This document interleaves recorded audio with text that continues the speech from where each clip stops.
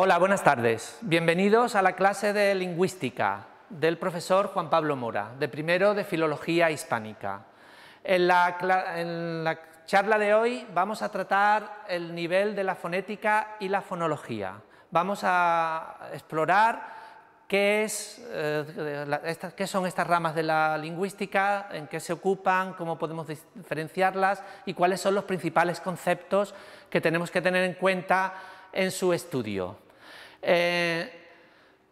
Ambas ramas de la lingüística, fonética y fonología, como su nombre indica, se ocupan del estudio de los sonidos, de fono, sonido. La primera pregunta que nos podríamos plantear es ¿por qué necesitamos dos ramas de la lingüística para estudiar el sonido? ¿Por qué el sonido es tan importante en lingüística? Para eso hay que tener en cuenta primero que los lingüistas durante muchos siglos pensamos que las lenguas humanas eran solamente, su canal principal era el vocal auditivo y era a través de señales acústicas. No es sino hace unos 60 años que la lingüística, los lingüistas descubrieron que hay otro tipo de lenguas que no usan el sonido, sino que usan lo visual, como son las lenguas de signos. Eso fue a partir de 1960, a través de estudios hechos en la Universidad de Gallaudet, en Estados Unidos, por Stokely, que es uno de los grandes lingüistas en lengua de signos, que se dio cuenta que las lenguas de signos funcionaban a todos los niveles como las lenguas orales. Incluso estableció un nivel que él llamó querología, pero que podríamos llamar también perfectamente fonología, demostrando que a nivel visual también había algo similar a lo que hay en fonética y fonología de las lenguas orales. Yo me voy a ocupar en esta lección fundamentalmente de las lenguas orales, por eso vamos a hablar de fonética y fonología y vamos a dejar la querología apartada, pero tened en cuenta que en lenguas de signos esto funcionaría de otra manera y aplicado al ámbito de lo visual, porque las lenguas de signos, todo lo que nosotros hacemos oralmente a través de señales acústicas, las personas sordas, puesto que ellas no pueden oír, lo hacen todo visualmente, ¿vale? ¿Por qué tenemos dos ramas de la lingüística que se ocupan del sonido? Tenemos fonética y tenemos fonología. ¿Y en qué se diferencian una de la otra?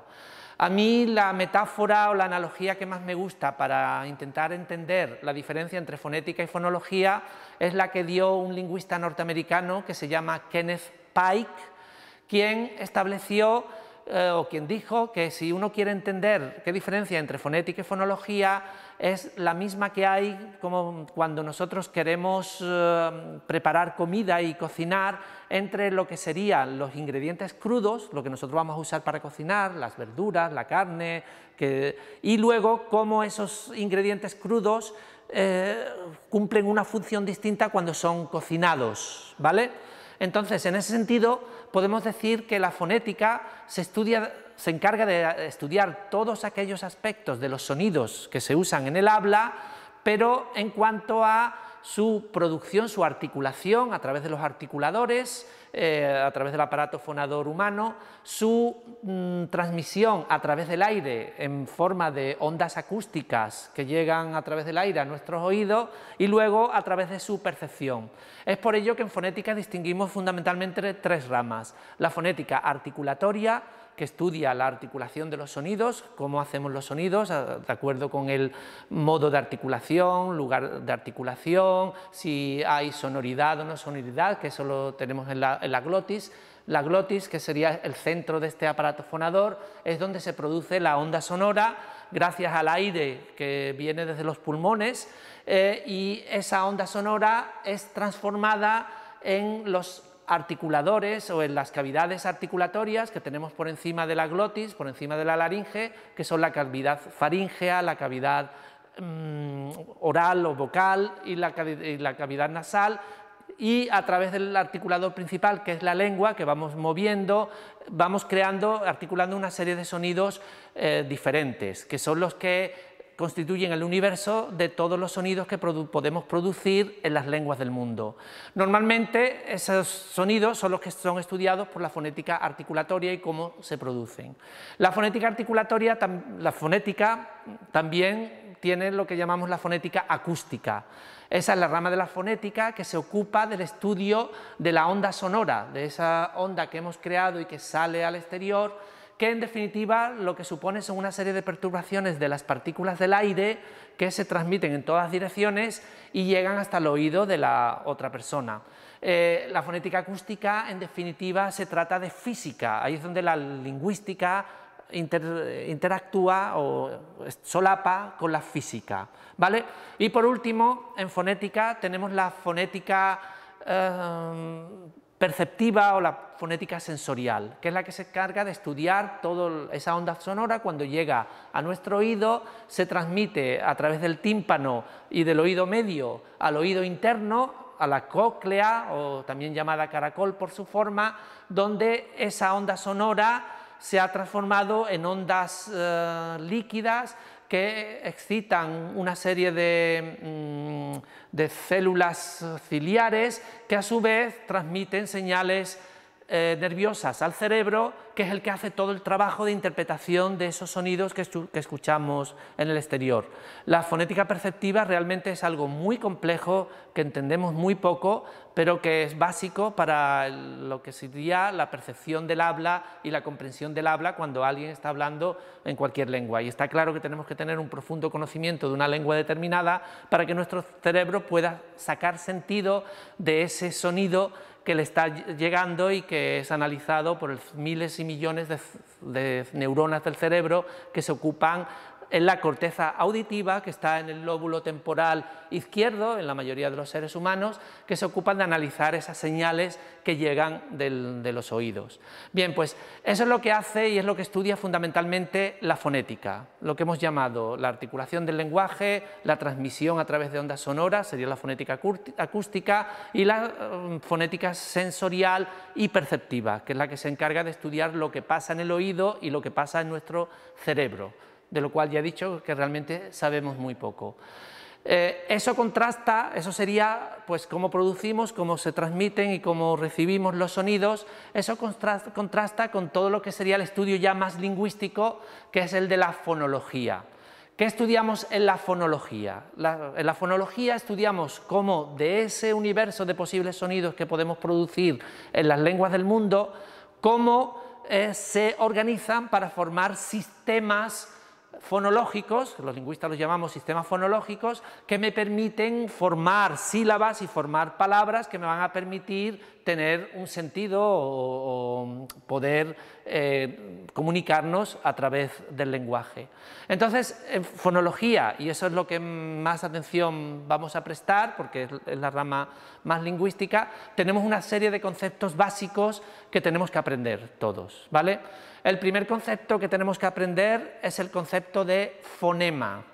El fonema es la unidad abstracta, ¿vale?, que postulamos, en el cual en distintas lenguas tendremos distintos fonemas y que son los que nos permiten poder hacer contrastes en los sonidos, en las palabras, para tener palabras distintas, ¿vale? Entonces, en distintas lenguas del mundo tendremos distintos sistemas fonológicos y distintos números de fonemas, tanto vocálicos como consonánticos. Voy a ilustrar con ejemplos, porque es la única manera de entender este concepto tan abstracto de fonema y, sobre todo, al contrastarlo con el concepto de alófono, que son variantes de un mismo fonema, ¿vale?, pero que no causan distinción en significado y por tanto son variantes que en el sistema de la lengua son producidas por la coarticulación y por el hecho de que tenemos un organismo físico y que cuando articulamos unos sonidos detrás de otros siempre se producen variaciones, pero el sistema de la lengua, en ciertas lenguas esas variaciones no las tiene en cuenta, en otras sí. Por eso decimos que la fonología se encarga de estudiar los sonidos de las lenguas desde el punto de vista funcional y cómo se organizan en los distintos sistemas que nos permiten formar pues las palabras y las unidades que luego van a tener un significado propio en las distintas lenguas, ¿no? Entonces voy a ilustrar con algunos ejemplos. Voy a centrarme sobre todo en contrastar, comparar inglés y español, porque son las lenguas que mejor conozco y también porque son las lenguas que todos los estudiantes de esta clase estoy seguro que han estudiado.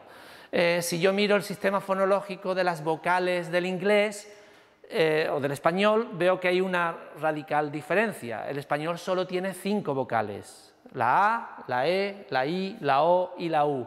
¿Cómo sé que el español tiene 5 vocales?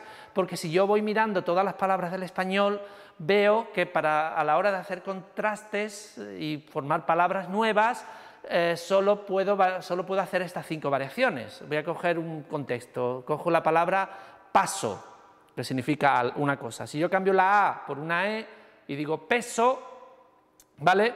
La palabra ha cambiado de significado y sé que A y E son 2 vocales distintas del español. Si ahora digo piso, sé que tengo otra palabra nueva, ¿vale? Y ha sido por el cambio de la A a la E a la I, ¿vale? Estos son ejemplos de pares mínimos, que es uno de los conceptos básicos que me permite distinguir unos fonemas de otros y que me permite determinar si en una lengua determinada ciertas distinciones fonéticas constituyen algo que va a tener una repercusión y por lo tanto va a ser distinto y van a ser fonemas distintos en el sistema fonológico de esa lengua. Si luego digo poso, tengo otra palabra distinta, poso con S, ¿vale? Y si digo puso, es del verbo poner, el puso es otra palabra totalmente distinta. Ahora, si intento meter cualquier otro tipo de fonema vocálico ahí, si hago algo que sea entre medio de la A o la E, paso, o hago una I breve, piso, los españoles siempre van a identificar eso como una de estas 5 palabras. No puedo tener más, no tengo más vocales. En algunas variedades del español, si habéis ido a Andalucía Oriental, en todo el este español en realidad hay más vocales porque se distinguen entre O cerrada, O abierta, E cerrada, E abierta, pero esas distinciones no las hacemos en el español de aquí occidental ni en el español estándar, ¿vale? Y por eso normalmente asumimos que el español tiene 5 vocales, aunque algunas variantes del español pueden tener más, ¿vale? Eso hay que tenerlo también en cuenta, que distintos dialectos, distintas variedades pueden tener incluso sistemas fonológicos distintos, ¿vale? Si ahora me voy al inglés, cualquiera que haya estudiado inglés viniendo del español sabe que uno de los grandes problemas es dominar el sistema fonológico, porque en inglés no solo tengo 5 vocales, sino que puedo llegar a tener 12 si es inglés americano, incluso 13 si es inglés británico, ¿vale? Entonces lo que en español son 5 vocales, en inglés son muchas más, son 13. Y tengo aquí un cuadro que luego mostraré donde podemos ver el sistema fonológico del inglés de América, en concreto el hablado el más extendido en California. Yo tengo una palabra en el contexto BD, tengo beat, que significa una cosa distinta a bait, que significa una cosa distinta a beat, que significa una cosa distinta a bed, que significa una cosa distinta a bad, que significa una cosa distinta a bad, que significa una cosa distinta a bird, que significa una cosa distinta a boot, ¿vale? A boat, y luego tengo otras distinciones donde ya no tenemos pares mínimos con este, pero tendríamos pot y good ahí, o sea que tendríamos un sistema con unas 12 vocales. Si yo paso del español al inglés y quiero aprender lengua inglesa, sobre todo si lo hago ya en edad adulta, para mí va a ser muy difícil hacer este tipo de distinciones que en mi lengua materna no tengo, ¿vale? Pues la fonología se encarga de estudiar estos sistemas fonológicos y cómo esa sopa de sonidos que hemos estudiado en la fonética articulatoria, acústica y perceptiva se organizan de manera distintas en lenguas distintas, ¿vale? Entonces de ahí surge el concepto de fonema frente a alófono. Para ilustrar el concepto de fonema frente a alófono voy a usar también ejemplos del inglés frente al español y en este caso de las consonantes. Si uno mira el sistema consonántico inglés y lo compara con el español, de nuevo aquí tenemos que tener en cuenta si es español de España o español de América, porque el español de América no tiene ni la Z ni la LY, ¿vale? Entonces tiene menos consonantes que el español de España, pero bueno, si comparamos con el inglés, que tiene muchas más consonantes también igual que vocales, el inglés tiene como unas 24 consonantes, mientras que el español tiene 18. Si vamos y vemos algunos ejemplos, y eso es lo que voy a intentar hacer para que podáis entender este concepto de fonema y concepto de alófono, es lo que, si yo voy, por ejemplo, a una palabra como dedo, en español, dedo, ¿vale? Dedo, ahí tengo 2 sonidos distintos. Tengo una D oclusiva y luego tengo una D fricativa interdental, que en español son el mismo fonema, porque yo no tengo palabras, yo si digo do o digo do, estoy diciendo lo mismo en español, ¿vale? Sin embargo, en otra lengua como el inglés, si yo digo day, estoy diciendo día, pero si digo they, estoy diciendo ellos, ellas. Es decir, que esos dos sonidos que en español son alófonos, porque son variantes de un mismo fonema, del fonema D del español, en inglés son fonemas distintos. ¿Y cómo sé que son fonemas distintos? Porque tengo pares mínimos y puedo hacer distinciones de significado con palabras que solo se distinguen en esos dos sonidos. En inglés digo day y significa día, digo they y significa ellos o ellas, ¿vale? Entonces sé automáticamente que lo que en español es un único fonema que tiene dos alófonos y además dos alófonos, y esto es muy importante, que suelen estar en distribución complementaria, suelen aparecer en distintas posiciones en la palabra, ¿vale? o en los contextos. Así, por ejemplo, en el caso de la variante D, los alófonos D y D del español, que tienen uno es oclusivo y el otro es fricativo, la oclusiva solo me aparece al inicio de cuando estoy hablando y hago una D por primera vez, o cuando la D va detrás de una N. Si digo cuando, es una oclusiva. Pero en todos los demás contextos me aparece la D interdental, ¿vale? Esos serían dos alófonos que en inglés serían fonemas distintos. Lo mismo pasa, por ejemplo, si contrasto también la B y la G. Y ahora tenemos algo interesante que también tenemos que interiorizar sobre lo que tenemos que aprender. Son las clases naturales de sonidos. Clases naturales de sonidos o de fonemas son clases que comparten los mismos rasgos distintivos. Si yo tengo, por ejemplo, una B, una D y una G, yo sé que esos tres fonemas del español son oclusivos, ¿vale? Y son sonoros. Y contrastan con la P, la T y la K, que serían también oclusivos, pero sordos. Entonces, si yo digo, ¿cuáles son los fonemas oclusivos del español? Pues tengo una clase natural que son 6, P, T, K, B, D, G, pero los fonemas oclusivos sordos son solo 3, P, T, K, y los sonoros son B, D, G. ¿Por qué es importante tener en cuenta este concepto de clases naturales de sonido? Agrupar distintos fonemas de una lengua según las características que compartan en común, porque muchas veces me voy a encontrar con fenómenos fonológicos de esa lengua que va a afectar a clases naturales en lugar de a sonidos o fonemas concretos. Y os voy a poner el ejemplo de las oclusivas sonoras del español. Las oclusivas sonoras del español, a diferencia de las del inglés, ¿vale?, tienen una serie de alófonos, y es que uno de los alófonos es oclusivo. Yo tengo B, tengo D y tengo G, que son oclusivos, pero igual que hemos visto en el caso de D, cuando aparecen en muchos contextos se convierten en fricativos y pronuncio D, D, G, que son fricativos y no son oclusivos, ¿vale? Entonces, si yo quiero ser un hablante que domina el español y vengo de una lengua donde esta clase natural no sufre este proceso de debilitamiento, no sufre este proceso de convertirse en fricativa, yo voy a tender a decir de do en lugar de decir de do, ¿vale? Y eso explica que haya mucha gente que viniendo de lenguas donde no tienen esta distinción alofónica, pues cometan, bueno, se note su acento fuerte pronunciando todos como sonidos oclusivos, cuando estos sonidos, esta clase natural de oclusivas sonoras, se deben convertir en fricativas en la mayoría de los contextos. Solo aparecen como oclusivas realmente en español al inicio, cuando se dicen después de pausa y cuando se dicen después de nasal. Después de la M, después de la N, después de la EN, aparece la oclusiva. Y en los demás contextos, entre vocales y en todos los demás contextos, aparece la fricativa, ¿vale? Bueno, pues así es como funciona la fonología. En fonología tenemos el concepto de fonema, tenemos el concepto de alófono, tenemos el concepto de clases naturales de sonidos, que son importantes que los tengamos en cuenta, y voy a seguir ilustrando con algunas diferencias entre la fonología de inglés y español.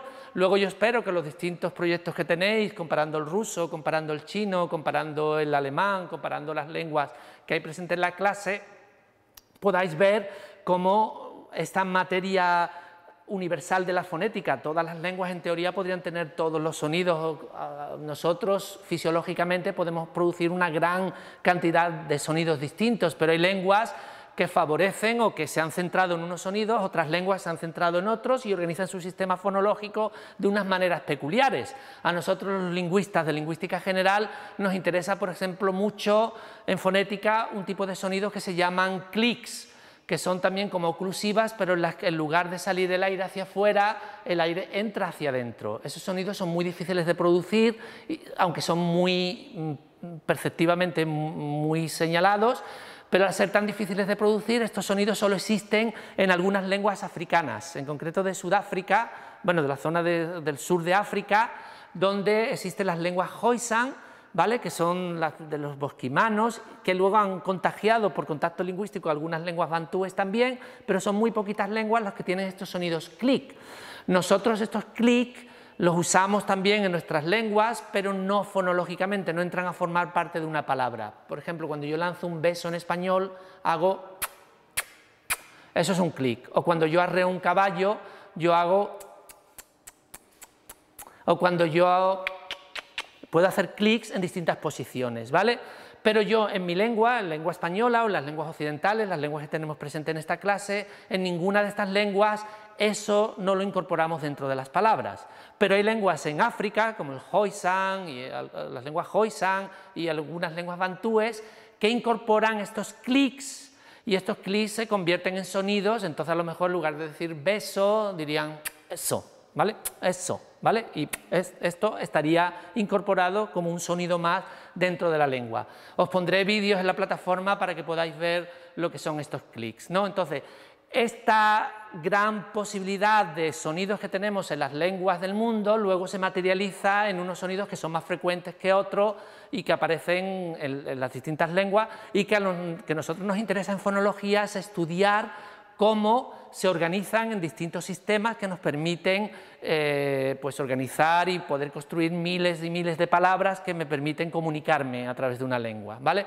Yo me voy a centrar en español-inglés porque asumo que son las que más conocéis, y vamos a ver algunas de las diferencias más importantes entre la fonología del inglés y español para que vayáis entendiendo este concepto de fonema-alófono y cómo en distintas lenguas los fonemas y los alófonos se organizan de distintas maneras. Vamos a dar otro ejemplo donde lo que en inglés serían dos fonemas distintos, en español sería un solo fonema con dos alófonos. Me estoy refiriendo a lo que sería el sonido fricativo, alveolar, sordo, la S, ¿vale? S. En inglés, si vamos a la fonología del inglés, el inglés hace distinciones entre la fricativa sorda y la fricativa sonora, de tal manera que si yo uso la palabra sip con S, sip es como dar un sorbo, sip, ¿vale? Dar un sorbo a algo, pero si digo zip es como subir la cremallera o subir una cremallera, ¿vale? O cerrar una cremallera, eso es zip, ¿vale? Entonces veis, zip es una cosa, sip es otra. Si miramos otro par de palabras, si digo sue, to sue someone, es poner un pleito, llevar a los tribunales a alguien. Pero si digo zoo, con S sonora, estoy yendo al zoológico, ¿vale?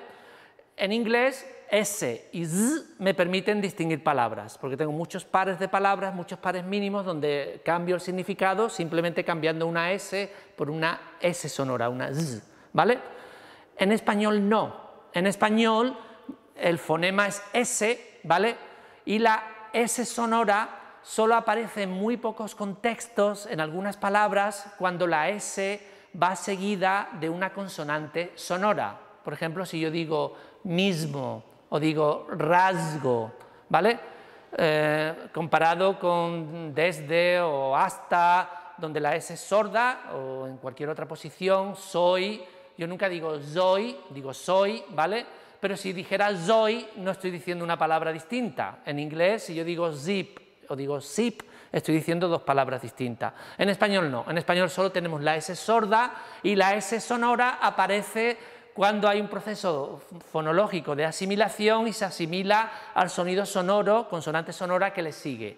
La G es la que lo suele hacer más claro, ¿no? Rasgo, desde, mismo, esas S se sonorizan y me aparece el alófono Z, que sería un alófono del fonema S, pero no serían dos fonemas distintos como sería en el inglés. Ahora vamos a ver un ejemplo contrario, donde en español tenemos dos fonemas, pero el inglés es solo uno con dos alófonos. Y es el caso de, fijaos, este es muy interesante. Si yo hablo de la clase natural de consonantes nasales del español, todo el mundo sabréis decirme que hay 3 consonantes nasales en español en la fonología, como fonemas. Está la M, está la MN y está la ñ. ¿Cómo sé que son fonemas distintos del español la M, la N y la ñ? Porque si tengo una palabra como cama y la convierto en cana, de las que tengo yo mucho por mi edad, o caña, tengo 3 palabras distintas, ¿vale?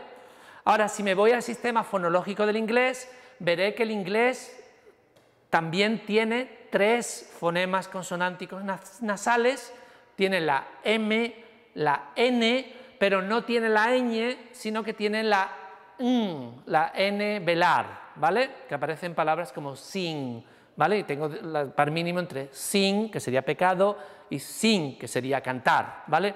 En español no tengo pares mínimos, porque no tengo N velar, la tengo como un alófono de la N, ¿vale? Tengo como una variante de la N, pero no me permite distinguir palabras, ¿vale? Ahí está la clave. Si yo puedo distinguir palabras con 2 sonidos, es que son alófonos, son fonemas distintos.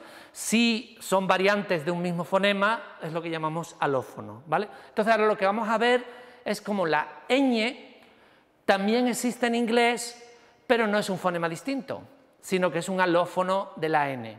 La ñ la podéis encontrar en palabras como cebolla en inglés. Si tú dices cebolla, tú dices onion, ¿no? Pero si lo dices muy rápido, se convierte en onion.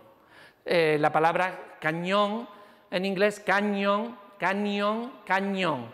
De hecho, históricamente el español tampoco tenía ñ, y lo que sucedió es que en el paso del latín hacia la lengua española, todas las n's que iban seguidas de una palatal, de una yod, de una semiconsonante, semivocal, y yo tengo, eso lo vemos muy bien hoy día incluso en español, si yo tengo la diferencia entre la flor begonia frente al nombre begoña. Si yo digo begonia, begonia, begonia, begonia muy rápido, se me palataliza y la N se convierte en ñ. Pues eso es lo que pasó en la historia del español con muchas palabras, y hoy día tengo pares mínimos como cama, cana, caña, o tengo otros muchos, pena, peña, ¿vale? Donde la ñ ha pasado a ser un sonido distinto, ha pasado a ser un fonema distinto. Eso no ha pasado en inglés.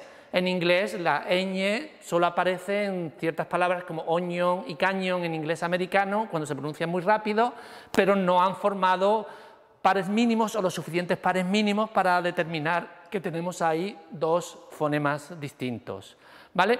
Y así, si uno va comparando todo el sistema fonológico del inglés y español, puede ver que hay muchas distinciones donde el español tiene alófonos que son distintos a los que son en inglés. Otro ejemplo de inglés y español. Yo en español, la clase natural de consonantes oclusivas sordas, en español tengo P, T, K, que normalmente solo tengo el alófono, un alófono que es P, T, K. Si me voy al inglés, en la P tengo más de un alófono. Tengo una P aspirada y tengo una P sin aspirar, ¿vale?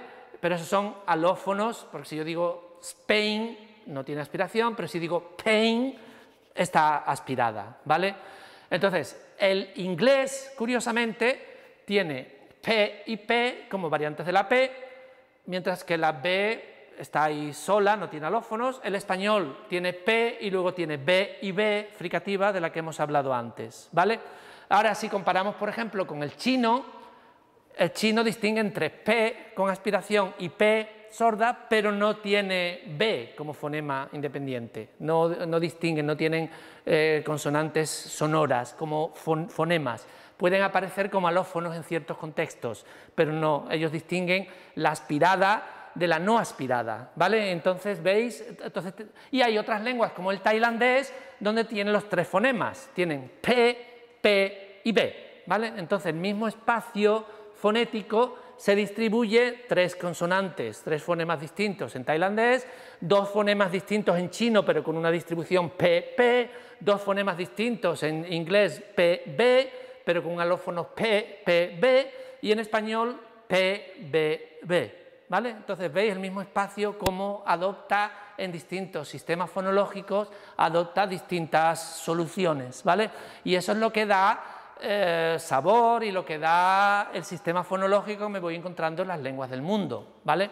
El objetivo es que todo el mundo aquí por lo menos conozca, además la mayoría está haciendo la asignatura de lengua española, debéis conocer el sistema fonológico del español.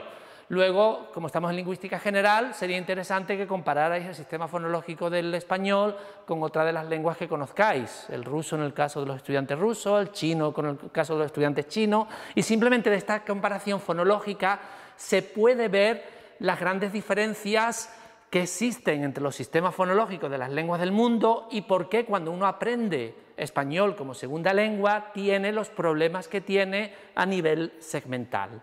Vale, pero aunque estos de los problemas a nivel segmental sean muy importantes, en fonología quizás lo más importante de todo sea lo que sucede a nivel suprasegmental, a nivel que va más allá de un sonido aislado, al nivel ya de sílaba, al nivel de palabra, a nivel de oración. Ahí tenemos fenómenos que debemos estudiar y que es muy importante que los estudiemos porque es lo que me explica casi muchos de los fenómenos que suceden en las lenguas del mundo y muchas de las diferencias que hay, que son fenómenos como, bueno, son elementos suprasegmentales, son cuestiones como el acento, la entonación, el ritmo, la velocidad de elocución, toda una serie de parámetros que tenemos que tener en cuenta a la hora de estudiar las distintas lenguas y de hecho que me producen algunas distinciones que son básicas en la fonología. Por ejemplo, hay una gran distinción en tipología de lenguas, tipos de lenguas que existen en el mundo, entre lo que serían lenguas que llamamos tonales y lenguas no tonales. Y de hecho prácticamente la mitad de las lenguas, casi la mitad de las lenguas del mundo son tonales y la otra mitad son no tonales. Y curiosamente se ha descubierto recientemente que las lenguas tonales suelen aparecer fundamentalmente en las zonas tropicales. ¿Qué significa una lengua tonal? Aquí en clase tenemos ejemplo de la lengua china. En la lengua china la entonación no solo cumple un papel como en la lengua española o las lenguas no tonales, en las que estamos acostumbrados, en los que la entonación pues, nos sirve para funciones no distintivas de significado léxico, nos sirve para distinguir un tipo de oración de otra o para distinguir o hacer segmentos en la cadena hablada, ¿vale? Pero en chino los tonos me permiten distinguir palabras, ¿vale? También en la lengua tunsavi, la lengua que hemos visto de Roma también es una lengua tonal, pero la lengua en tunsavi, en la lengua mixteca, solo hay 2 tonos distintivos, mientras que en chino hay 4. En chino es una lengua tonal porque dependiendo cómo pronuncie el tono que tenga la sílaba, también es una lengua aislante, ya lo veremos en morfología y sintaxis, y también es una lengua con bastantes monosílabos, es decir, palabras con una sola sílaba. Entonces depende de cómo pronuncie yo esa sílaba y el tono que le dé, los significados van a ser distintos. Y perdonad mi chino, pero voy a intentar replicar cuáles serían los 4 tonos del chino. Si yo tengo una palabra, por ejemplo, yo tengo mamá, ma, imaginaos que yo digo a mi madre, ma, no es normal en español, pero eso significa mamá, ¿vale? Si yo cambio el tono a eso, puedo estar haciendo una pregunta, ma o ma, y puedo preguntarle a mi madre o expresarle distintas cosas, ma o enfado, puedo expresar emociones, pero nunca cambio el significado léxico de la palabra, ¿vale? En chino, esta misma sílaba, ma, significa 5 cosas distintas, porque va a significar una cosa distinta según cada tono, y si tiene el tono neutro, significa otra distinta. Si tiene el tono neutro, ma, es simplemente una partícula que uso para indicar si tengo una interrogativa en la que me tienen que responder sí o no. Ni hao ma, y ese ma es para preguntar, ¿vale? Si digo ma, que sería el primer tono, eso sería equivalente a mi mamá, ma, ¿vale?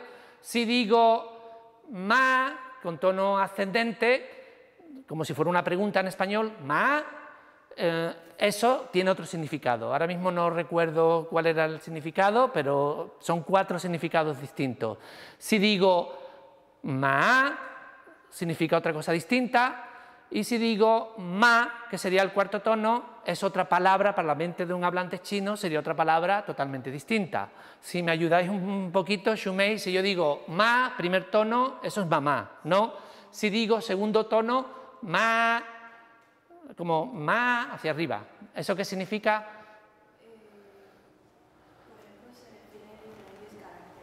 Sí, claro, pero ¿qué significa esa palabra? Ma hacia arriba. ¿Sabéis qué significado tendría? Como un material, ¿no? Cáñamo o algún tipo de material, ¿no? Eso, ma. Ahora si digo ma, el tercer tono, ¿qué significaría?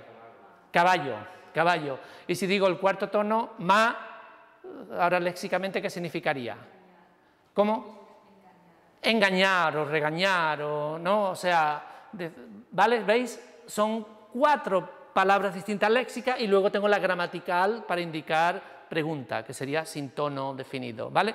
Eso es lo que sería una lengua tonal.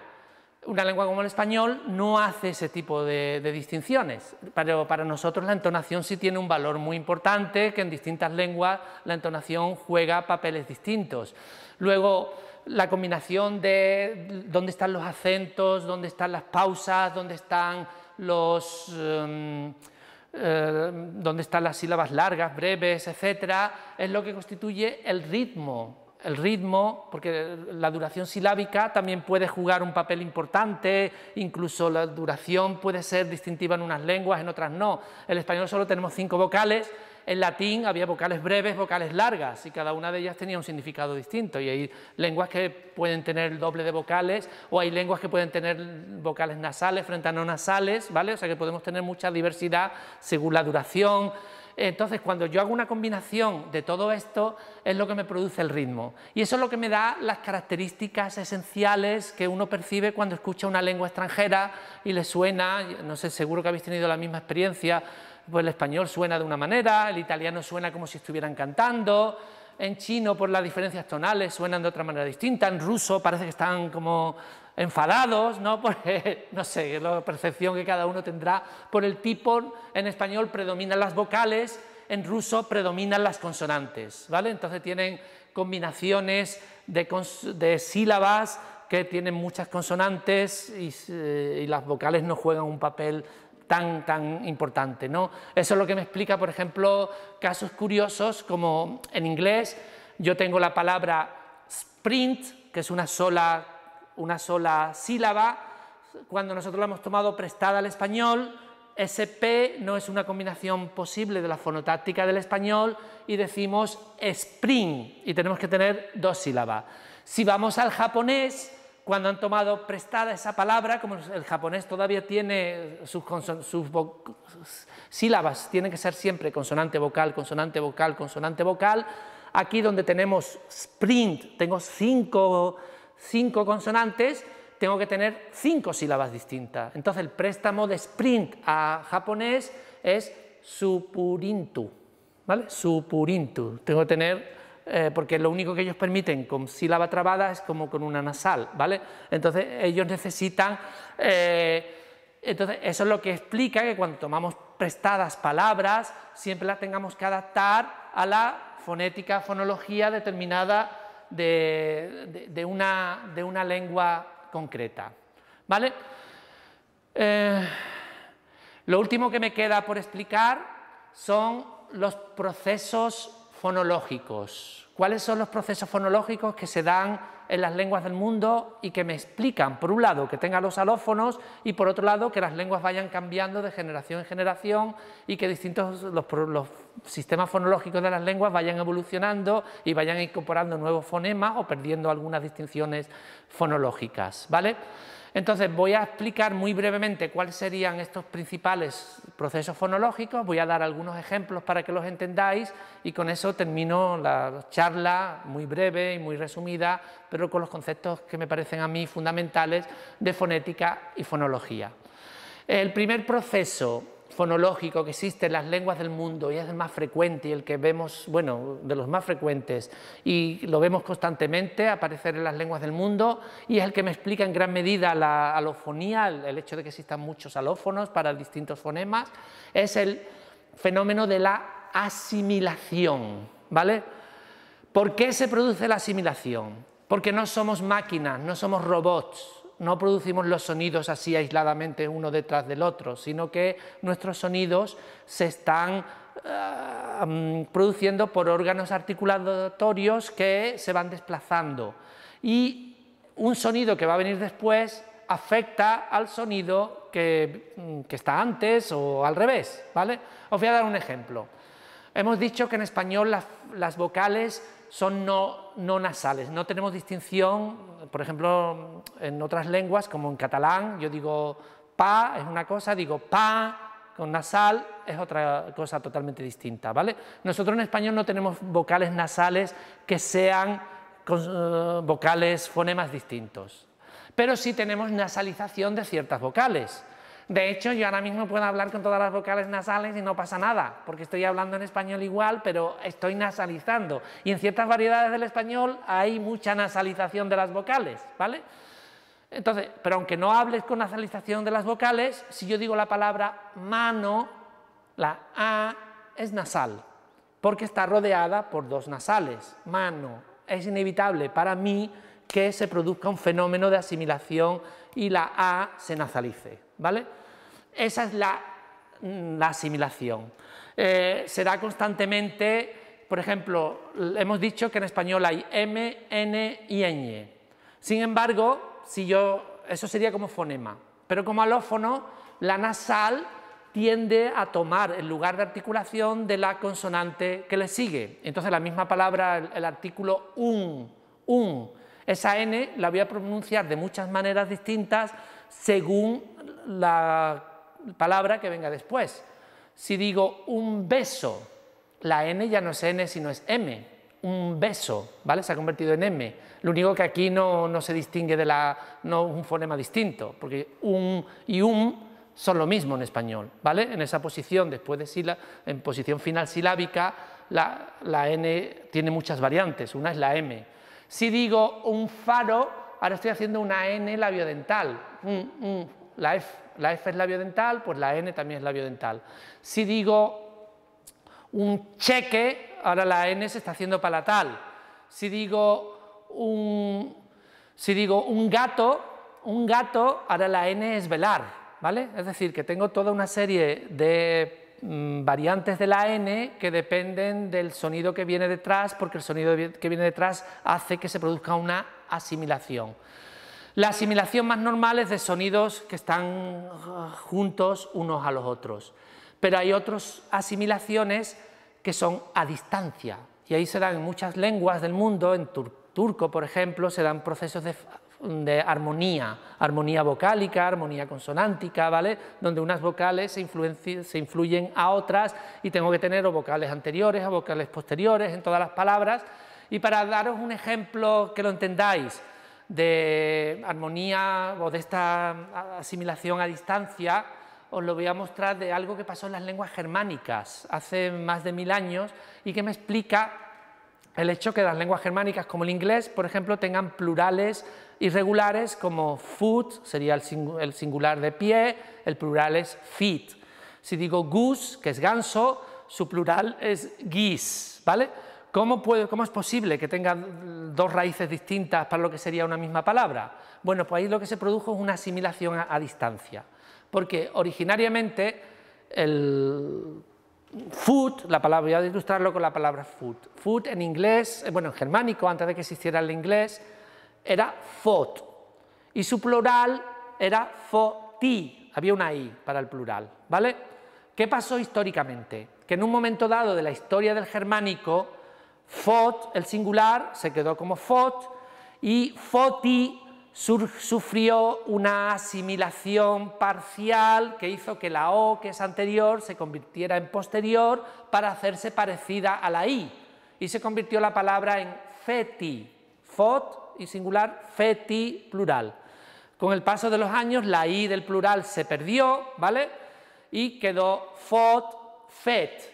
Más adelante, en la época de Shakespeare ya, se produjo una elevación de las vocales del inglés, O se convirtió en U, foot, y E se convirtió en I, feet, ¿vale? Entonces, ¿por qué tenemos foot, feet?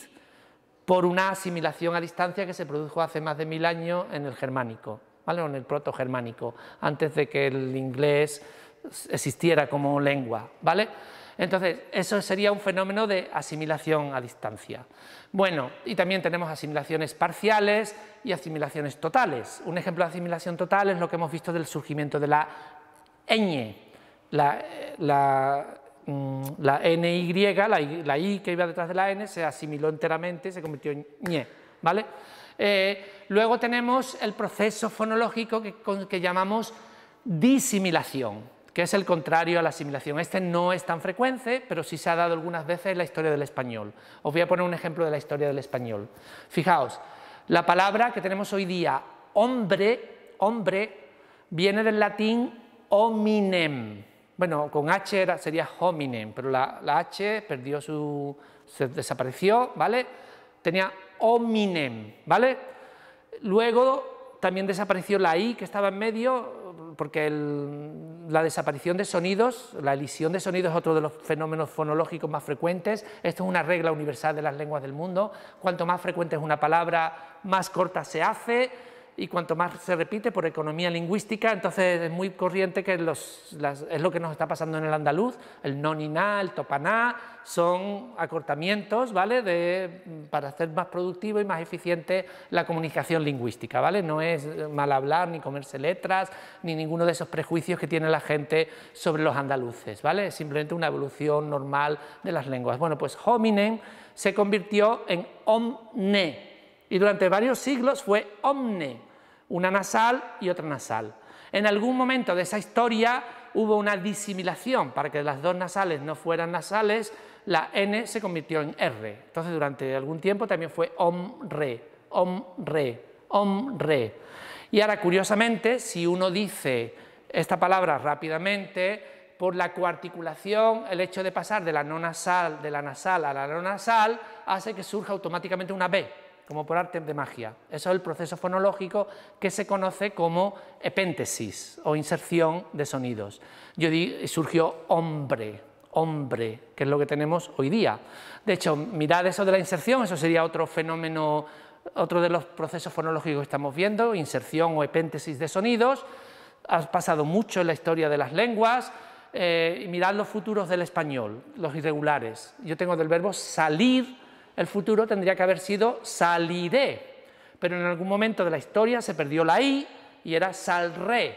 Y salré, salré, salré, salré, si lo dices muy rápido, automáticamente se convierte en D, saldré, saldré, saldré, ¿vale? Y ahí tienes una epéntesis, ¿vale? Entonces, hemos visto procesos fonológicos, asimilación, disimilación, elisión de sonidos, epéntesis de sonidos, ¿vale? Y luego hay algunos fenómenos de debilitamiento o reforzamiento. Debilitamiento es algo que pasa mucho en las lenguas del mundo. Sonidos que son fuertes se convierten más débiles. Normalmente la cadena de debilitamiento es las oclusivas, las sordas se convierten en sonoras, las oclusivas se convierten en fricativas, las fricativas se convierten hasta que desaparecen, ¿vale? Si miráis, por ejemplo, el español y lo comparáis con el italiano, veréis que ha habido muchos procesos de debilitamiento de muchos sonidos. O si veis el español hablado en Andalucía, la S que se está convirtiendo en una aspirada es un sonido debilitado. Los niños se convierten en los niños, ¿vale? O el afuera que se convierte en afuera, o incluso el jejeo, que es del que hemos hablado, ji, jeño, yo soy de Sevilla, es una forma de debilitamiento que me está llevando a una desaparición de sonido. O la D que hemos hablado, que se convierte en fricativa, dedo, dedo, dado, pescado, pescao, pescaíto, tiende a debilitarse hasta que finalmente desaparece el sonido. Entonces tenemos debilitamientos, también tenemos reforzamientos, pasó con las vocales del español que se convirtieron en diptongos, de poder, puedo, ¿vale? En sílabas acentuadas, yo puedo, tú puedes, él puede, nosotros podemos, esta no se convirtió porque no era acentuada, era podemos, ¿vale? El acento juega un papel importante en muchos de estos fenómenos, ¿vale? Yo tengo puedo, puede, puedes, puede, podemos, podéis, pueden. En las acentuadas se hizo este reforzamiento, ¿vale? Y el último fenómeno al que me voy a referir es la metátesis, que ya la hablamos aquí cuando hablamos de los lapsus linguae, porque la metátesis me da mucho juego a los lapsus linguae. Si uno mira una palabra como cocodrilo en español y la mira en latín, era crocodilus. Ahí hubo una metátesis, la R cambió de un sitio a otro, ¿vale? O la gente en lugar de croqueta hoy día dice concreta, ¿vale?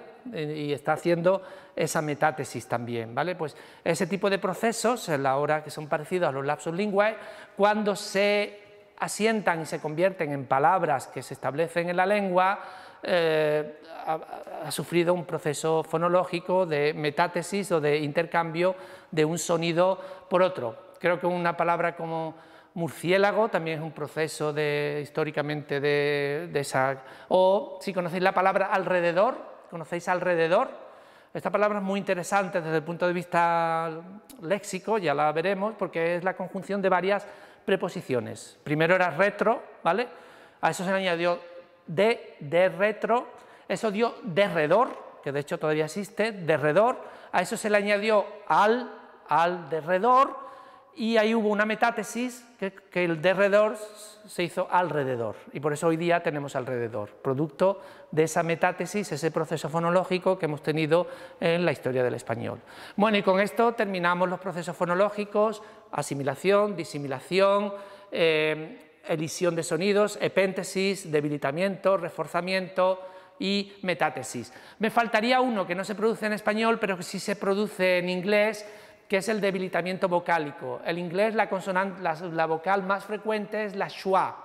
En casi todas las sílabas no acentuadas aparece esta vocal débil, ¿vale?, que no tenemos en español por el tipo de ritmo distinto que tenemos en español, y que es producto del debilitamiento de todas las demás vocales que se convierten en schwa, en sílaba no acentuada, ¿vale? Eso también es un tipo de debilitamiento especial que afecta a las vocales. Y con esto termino lo que son las ideas centrales de lo que es la fonología. Os animo a que los distintos equipos miréis el sistema fonológico del español y lo comparéis, si no tenéis ninguna lengua en vuestros proyectos, con la del inglés, que es la lengua que seguro que todos habéis estudiado, y si no, comparadlo con el ruso, con el chino, con las lenguas que están presentes en esta clase y que pueden darnos un análisis muy interesante. Yo os voy a mandar dos tareas obligatorias sobre fonología. Una tiene que ver con la ortografía, que es el sistema de escritura, que tiene poco que ver con lo que es la fonología, pero vamos a hacer un ejercicio para que veáis la relación, y otro va a ser de transcripción de fonética de una lengua de la que no sabéis nada, ¿vale? Y vais a ver lo difícil que es transcribir una lengua, porque a menos que tengas la representación o el sistema fonológico en la mente, te va a ser muy difícil, a menos que tu oído esté entrenado como fonetista, poder hacer todas las distinciones que existen. Os lo pondré en la plataforma y os daré tiempo razonable para que podáis hacerlo después de la tarea de autobiografía. Muchas gracias por vuestra atención y gracias a Marta por su trabajo